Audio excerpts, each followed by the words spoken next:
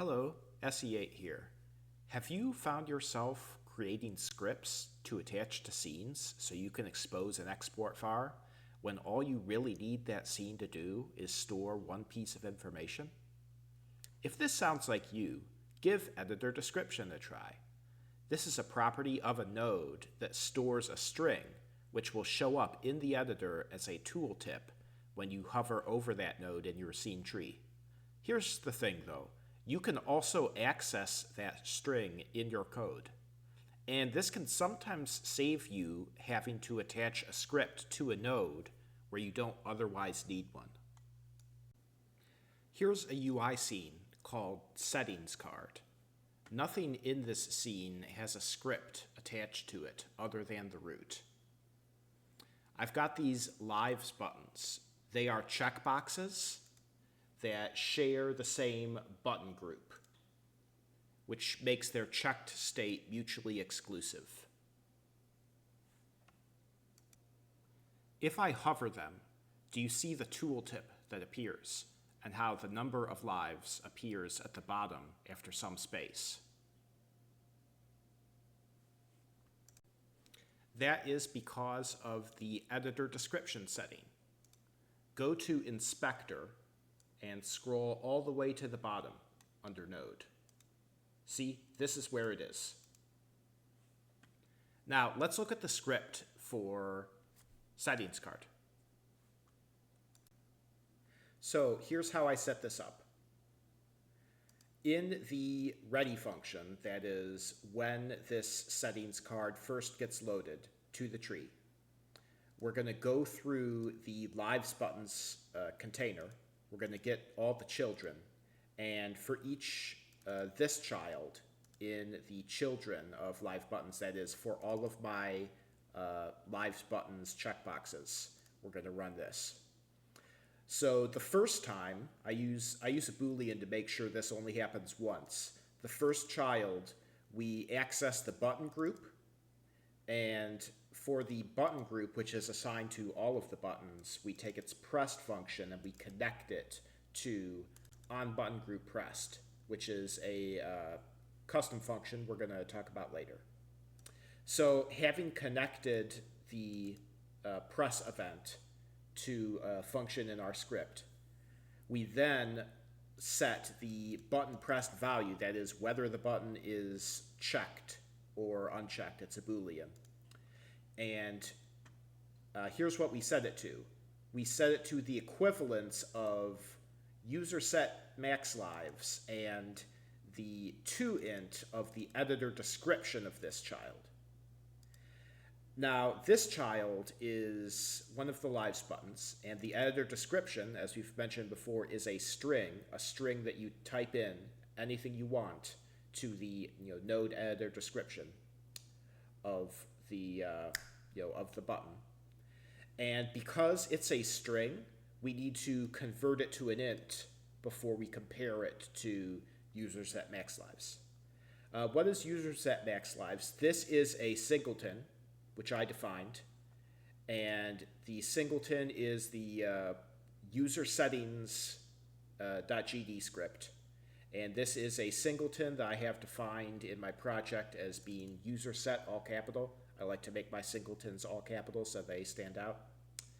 And all this is a bunch of export vars related to the difficulty of the game, and max lives is an export var in the user set singleton. It's an integer, it starts at 5, it can be 0 through 9. So that's what you need to know about that. So we take the current value of that, and for each of our lives buttons, we compare the int version of its editor description to that. And if they match, then the button is pressed. So that's how we determine which buttons are checked and which should not be checked. And down here, the function that we connect to the pressed event of the button group, onButtonGroupPressed. So this function fires whenever any button in the button group is pressed, and it passes which one was fired, which is going to be a checkbox. So which button, we take the editor description of which button, we convert it to an int, and we store it back in user set max lives. And remember, editor description was a single number, 0, 3, 5, or 9, depending on the button. So after we convert that, we just, that's how we handle the button press for this group and change the max lives value in our singleton. Could I have extracted the number of lives from the name of the button? Technically, yes, because this example is very simple and straightforward, but is generally considered bad practice to rely on the names of nodes. Here's another example from an unfinished game. This is a scene called Room 1. See this crazy shape out here? Well, that shape belongs to an Area 2D called Door 1. This Area 2D has no script, but it does have an editor description. 0, pipe 0, pipe 0. What could that mean? Well, here's a scene called Room 0. This scene has a doorways container with lots of doors. It also has a door 1.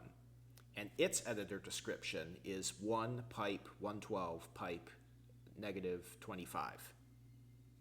Door 2 is another area in another position, and its editor description is 2 pipe 0 pipe 0.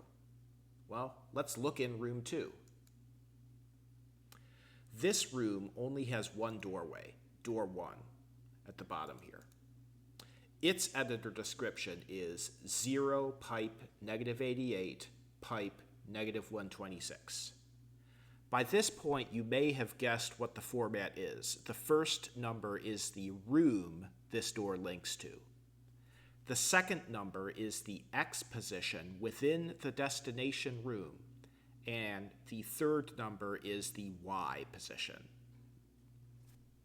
Why make a doorway scene and script when this is the only piece of information a door needs to hold in this game? So in this particular game, when you walk into a room, a lot of stuff happens, but here's the function for setting up doorways. So first we get the doorways container. So in this case, we're getting node doorways in the room node. And we're getting the children of doorways node, which is going to be an array containing door 1, door 2, door 3, etc. These are all area 2Ds. So for each element of doorways array as this door node, which is an area 2D, we do this. Well, first of all, we just throw in debug, hey, set up doorways, found a door, and the door that we found has this description. That's just for our own reference. The real important line is here. So this door node, which is an area 2D, we take its body entered, that is, when a physics body that this door is watching for has entered its shape, then this function will fire. So we connect that event to doorway entered, which is a custom function that we defined. Binding, that is, we're connecting to this function, and when this connection happens, we're going to pass this information as well. And the information that we're passing is the editor description of this door node, i.e. the information we're packing into the area 2D about what's supposed to happen when the player's body enters the area 2D. So now let's look at this function, doorway entered. Here we go.